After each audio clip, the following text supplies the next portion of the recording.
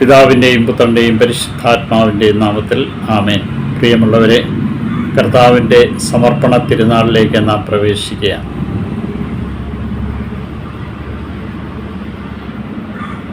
ഒരു പുതിയ യുഗത്തെക്കുറിച്ച് ജെറമ്യാസ് പ്രവാചകൻ ഓർമ്മിപ്പിക്കുന്നുണ്ട്. തൻ്റെ ജനതയെ ബാബിലോൺ പ്രവാസത്തിലായിരുന്ന അവരെ ഓരോരുത്തരെയും കൂട്ടിക്കൊണ്ട് തേനും പാലും ഒഴുകുന്ന രാജ്യത്തിലേക്ക് പോകുവാനുള്ള സമയമായി എന്ന ജനത്തെ ഓർമ്മിപ്പിക്കുകയാണ്. അതിനായി വരുന്ന കർത്താവിനെക്കുറിച്ച്, മഹത്വത്തിൻ്റെ രാജാവിനെക്കുറിച്ചാണ് സങ്കീർത്തനങ്ങൾ ഓർമ്മിപ്പിക്കുക. സ്വർണ്ണമുലയിലെന്നതുപോലെ നമ്മെ ഓരോരുത്തരെയും വിശുദ്ധീകരിച്ചുകൊണ്ട് അവിടെ നിന്ന് സ്വന്തമാക്കേണ്ടിയിരിക്കുന്നു. അവിടെ നിന്ന് എല്ലാ കാര്യത്തിലും നമുക്ക് സദൃശ്യനായി പീഡകൾ സഹിക്കുകയും പരീക്ഷിക്കപ്പെടുകയും ചെയ്തുകൊണ്ട് നമ്മെ ഓരോരുത്തരെയും രക്ഷിക്കുവാനായി ഈ ലോകത്തേക്ക് വന്നതിനെക്കുറിച്ച് ഹെബ്രായക്കാർക്ക് എഴുതിയ ലേഖനത്തിൽ നമ്മെ ഓർമ്മിപ്പിക്കുന്നുണ്ട്. സമർപ്പണം. എന്താണ് സമർപ്പണം? എന്താണ് സമർപ്പണ തിരുനാൾ? നമുക്ക് കാണുവാൻ കഴിയും, ദൈവിക നിയമങ്ങൾ അനുസരിച്ചുകൊണ്ട് യഹൂദർ ജീവിക്കാനായിട്ട് വിളിക്കപ്പെട്ടിരിക്കുന്നു. ദൈവത്തിൻ്റെ നിയമം എന്നാണ് പറയുക. ഒന്നാമത്തെ അവരുടെ ആചാരങ്ങളിലൊന്ന്, കുഞ്ഞ് ജനിച്ചു കഴിഞ്ഞ് 8-ാം ദിവസം പരിച്ഛേദനം നടത്തണം. പരിച്ഛേദനത്തിൻ്റെ ദിവസമാണ് കുഞ്ഞിന് പേരിടുക. പരിച്ഛേദനം ദിവസം സാബത്തായാൽ പോലും ആ സാബത്തിൽ ആ പരിച്ഛേദനം നടത്തണം. കാരണം പരിച്ഛേദനം അതിവിശുദ്ധമാണെന്ന് അവർ വിശ്വസിച്ചിരുന്നു. അതുകൊണ്ട് ദൈവത്തിൻ്റെ നിയമം അനുസരിക്കുന്നു എന്ന ഉത്തമമായിട്ടുള്ള ബോധ്യത്തിൽ അവർ ആ പരിച്ഛേദന കർമ്മം നിറവേറ്റിയത്. രണ്ടാമത്തെ ഒരു ആചാരം നമുക്ക് കാണാനായിട്ട് സാധിക്കും. പുറപ്പാടിൻ്റെ പുസ്തകം 13-ാം അധ്യായം 2-ാമത്തെ വാക്യത്തിൽ പറയുന്നുണ്ട്, ആദിജാതന്മാരെ എല്ലാം സമർപ്പിക്കണം. മോശയുടെ നിയമത്തിൽ പ്രത്യേകമായിട്ടും പറഞ്ഞതാണ്, ആദിജാതന്മാരെ സമർപ്പിക്കണം. ആദിജാതന്മാരെ, അത് വസ്തുവായാലും വ്യക്തികളായാലും മൃഗമായാലും ആദ്യ ഫലങ്ങളാണെങ്കിലും അത് ദൈവത്തിന് സമർപ്പിക്കണം എന്നുള്ളതാണ്. ആദ്യ ഫലം ദൈവത്തിനുള്ളതാണ്. അപ്പം അതുകൊണ്ട് അവർ ആ കുഞ്ഞിനെ ദേവാലയത്തിൽ സമർപ്പിക്കും.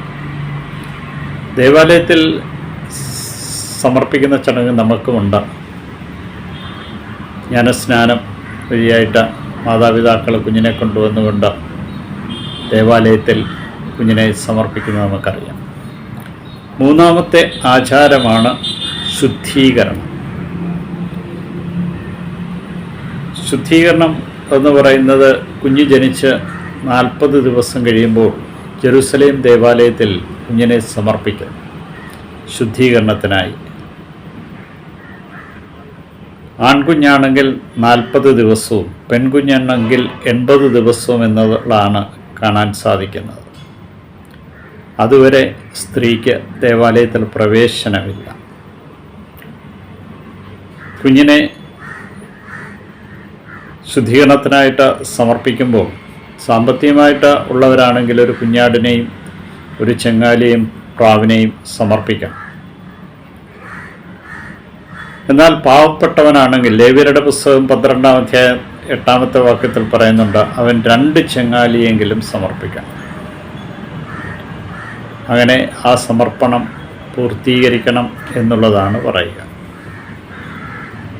യേശുവിനെ സമർപ്പിച്ചപ്പോൾ 2 ചെങ്ങാലികളെയാണ് സമർപ്പിച്ചത്. ദരിദ്രരോട് താതാമ്യപ്പെട്ടുകൊണ്ട് അവനെ സമർപ്പിക്കുക. ഈ ചടങ്ങൊക്കെ നമ്മുടെ സമർപ്പണ ദിനം ജ്ഞാനസ്നാനത്തിലാണ്. ജ്ഞാനസ്നാനത്തിന് നമ്മെ സമർപ്പിച്ച് ഉത്ഭവഭാവത്തിൽ നമ്മെ മോചിച്ചുകൊണ്ട് രക്ഷയിലേക്ക് നമ്മളെ ആനയിക്കുന്നതിനെക്കുറിച്ച് ഓർമ്മിപ്പിക്കും. ഈ സമർപ്പണമൊക്കെ ചെയ്യുന്ന നമ്മൾ ഓരോരുത്തരും ഈ സമർപ്പിത ജീവിതമാണോ നയിക്കുന്നതെന്നുള്ള ചിന്തിക്കാനുള്ള ഒരു ദിവസമാണ് ഈ സമർപ്പണ തിരുനാൾ.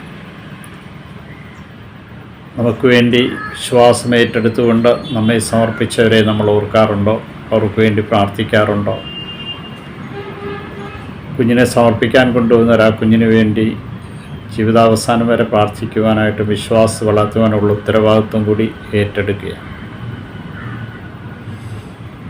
നമ്മെ ഓരോരുത്തരെയും പ്രത്യേകമായിട്ട് ഈ സമർപ്പണ തിരുനാളിൽ ദൈവകൃപാവരത്തിൻ്റെ അഭിഷേകത്താൽ നിറഞ്ഞ് ജീവിക്കാനായിട്ട് വിളിക്കുക.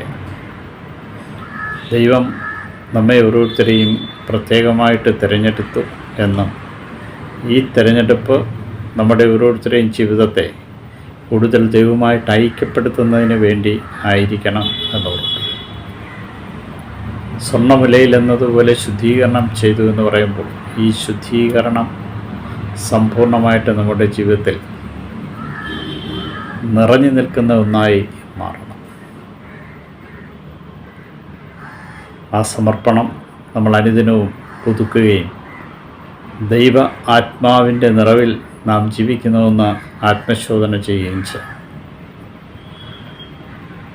യൗസേപ്പും മറിയവും ഉണ്ണി യേശുവിനെ ദേവാലയത്തിൽ സമർപ്പിച്ചപ്പോൾ രണ്ടുപേരവർ അവിടെ ഉണ്ടായിരുന്നു.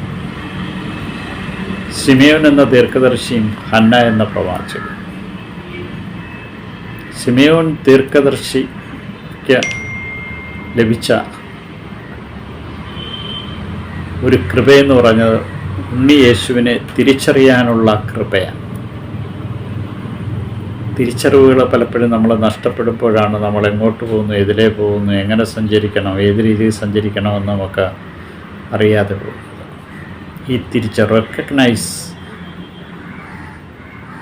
എന്ന് പറയുമ്പോൾ തിരിച്ചറിവാണ്. ഈ തിരിച്ചറിവ് ശിമയോൻ ദീർഘദർശിക്ക് 80ഓളം വയസ്സുണ്ടായിരുന്നു. അദ്ദേഹം